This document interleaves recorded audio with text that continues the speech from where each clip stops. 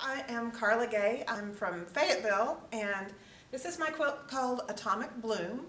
The pattern for the quilt was designed by Wendy Williams, who is an Australian designer, and it was actually published in an Australian quilting magazine several years ago. So I made it from her pattern, and all the fabrics are K-facet fabrics, and it is in the mixed technique category because there is machine piecing as well as machine applique in the quilt.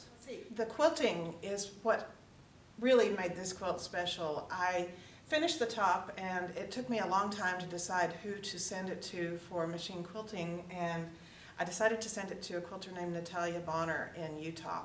And I told her she made a good quilt great. So it probably took me about 6 months to make the top, but I worked on and off, not constantly. This is just made from, this border is made from a traditional 4-patch block, and I don't know how to describe the other. This is applique, the circles and the leaves, and the circles again, applique. This is all pieced. I had one big circle to start with, and then I cut the circle to make a square for each center block. And that's about it. The piecing and applique is actually not that complicated. Whenever you're ready. I'm Barb Hammernick. I'm from Bentonville, Arkansas, and I took this quilt from the Farm Girl pattern from Lori Holt.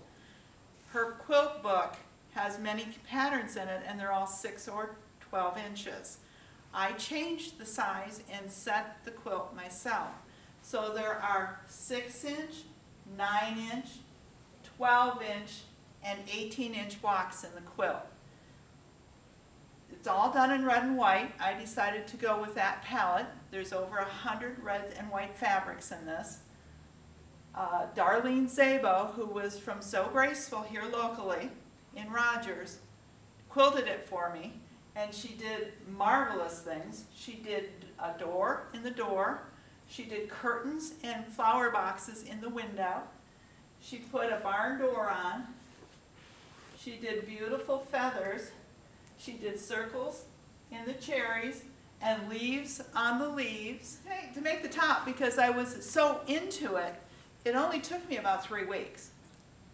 Because once you get started on something like this, you have a pile of fabric and you keep pulling, and you go, oh, this would go good up here for the spoon, and this is perfect for the barn, and you just start pulling fabric, and it's fun, and you can't quit.